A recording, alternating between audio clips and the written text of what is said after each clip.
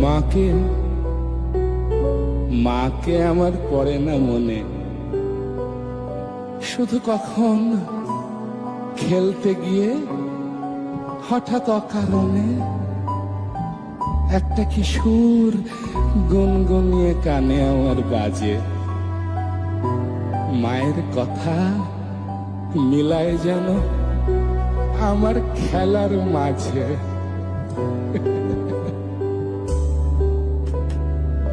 মা বুঝি গান গাইতো আমার দোলনা ঠেলে ঠেলে। মা গিয়েছে যেতে যেতে গানটি গেছে ফেলে, গানটি গেছে ফেলে।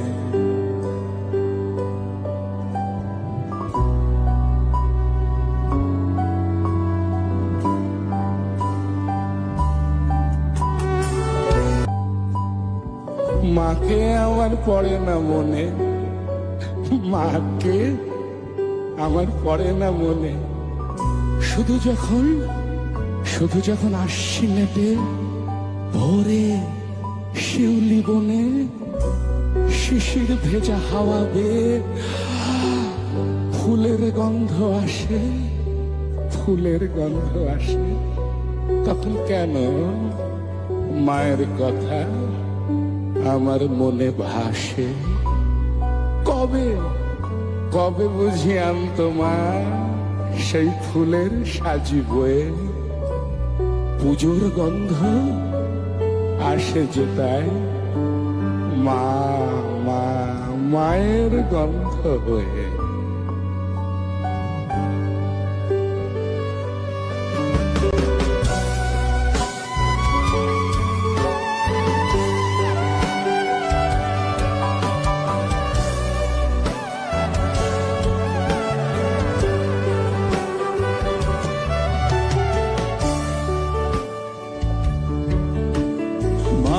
কোলে শুয়ে হারানো শিশু।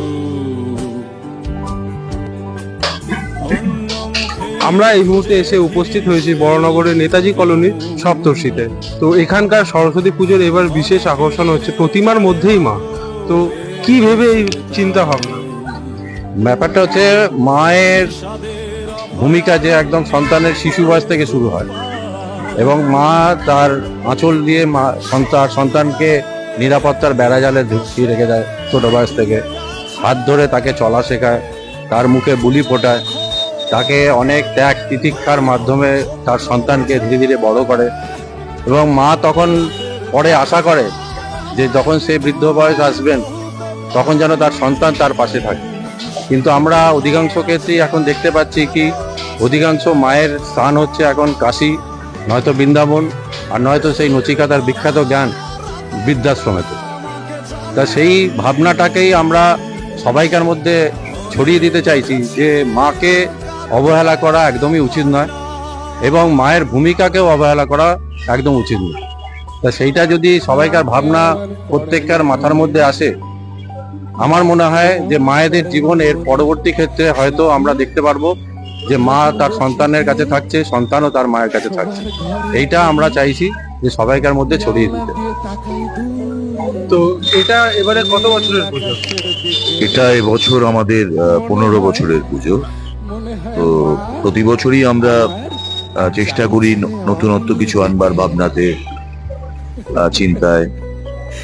তো সেরকমই ভাবনার মধ্যে থেকে আমরা চেষ্টা করি যে বর্তমান যা অবস্থা পরিস্থিতি, যেরকম এবারই বোঝাই যাচ্ছে যে বৃদ্ধাশ্রম আমরা এখানে চেষ্টা করেছি আমাদের যতটা সম্ভব, আমাদের চেষ্টায় যতটা সম্ভব তুলে ধরা দর্শনার্থীদের জন্য। তো নতুনত্ব বলতে আগামী বছর হয়তো আবার নতুন ভাবনা থেকে কিছু একটা ভাববো, কিন্তু এই যে আমাদের এবছরই যে ভাবনাটা প্রতিমা নিরঞ্জন, তার পর দিন থেকেই আমাদের পরের বছরের ভাবনা আমরা শুরু করে দেবো আর কি। এই ভাবনাটা এমন নয় যে আপনারা হঠাৎ করে, এই ভাবনাটা চলতে থাকে আমাদের প্রতিটা এই সপ্তর্ষির প্রত্যেকের মধ্যে।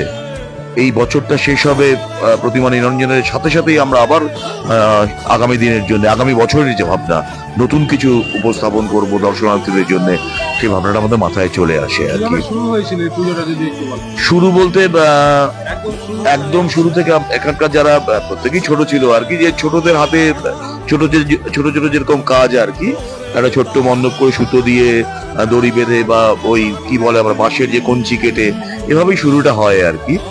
তো আস্তে আস্তে আস্তে আস্তে বিভিন্ন জায়গাতে আমরা এখন তো বিভিন্ন দুর্গাপুজো বিভিন্ন ধরনের থিমের ছড়াছড়ি, তো প্রত্যেকেই আমরা কোথাও না কোথাও জড়িয়ে থাকি আর কি। তো সেখানে বিভিন্ন ধরনের থিম দেখতে পাই। এই ভাবনা কিন্তু তার থেকেই, সেখান থেকেই ভাবনাটা আসা আর কি, যে দেখি না আমরাও সরস্বতী পুজোকে, কেন সবচেয়ে বড় কথা সরস্বতী পুজো এমন ভাবনা আমার মনে হয় বিরল, ঠিক আছে? কারণ সরস্বতী পুজো নিয়ে এরকম ভাবনা আমার মনে হয় না কেউ আগে কখনো ভেবেছে বলে, কেন আমরাও তো ছোট ছিলাম, ছোট থেকে বড় হয়েছি, যদিও সময়ের সাথে সবকিছুই পরিবর্তন হয়, তবুও এই ভাবনাটা প্রত্যেকেই আমরা আলোচনা করে এরকম করলে কেমন হয়। তো আমরা আস্তে আস্তে বিভিন্ন ধরনের চেষ্টা করে বাচ্চাদেরকে নিয়ে শুরু করলাম, করতে করতে একটা মানুষ বাচ্চা প্রথমে শিশুকাল, শিশুর থেকে কিশোর, কিশোর থেকে যৌবন, যৌবন থেকে বৃদ্ধ, আজকে তো তার প্রতিফলন আমরা দেখতেই পাচ্ছি যে বৃদ্ধাশ্রম। এখানে কি কি সাংস্কৃতিক অনুষ্ঠান হয় যদি একটু বলেন? না, আরেকটা ব্যাপার বলি, যে এটা কিন্তু কোনো লাখ টাকা থিম মেকারের থেকে থিম নেওয়া হয়নি, বা কোনো লাখ টাকা ডেকোরেটর দিয়েও কিন্তু করা হয়নি।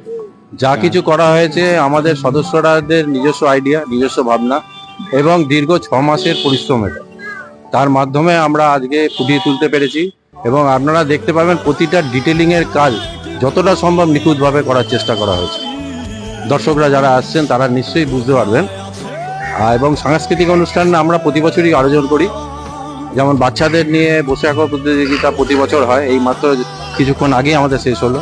এরপর যেমন খুশি সাজোয়া থাকে, কোনোবার আমরা তাদের নিজেদের মতো পছন্দের মতো গান বাজনা এইসবেরও আমরা আয়োজন করি। তো প্রতি বছর এরকম চলে। বাচ্চাদের নিয়েই আমরা, এই এলাকার বাচ্চাদের নিয়েই আমরা রয়েছি এই ক্লাব বা এই সদস্যী, এবং বয়স্করাও প্রত্যেকে জড়িয়ে থাকেন। প্রত্যেককার সহযোগিতা, ভালোবাসা, আশীর্বাদ আমাদের সঙ্গে আছে এই এলাকার। সেইটা মাথায় রেখে আমরা প্রতি বছর চেষ্টা করি নতুন নতুন কিছু তুলে ধরা। তো বড়নগর নেতাজি কলোনি সপ্তর্ষিকে আমাদের বিশ্ব বাংলা টিভির পক্ষ থেকে সেরা বাণী সম্মান। সপ্তর্ষি হিপ হিপ হুররে, সপ্তর্ষি হিপ হিপ হুররে, সপ্তর্ষি হিপ হিপ হুররে।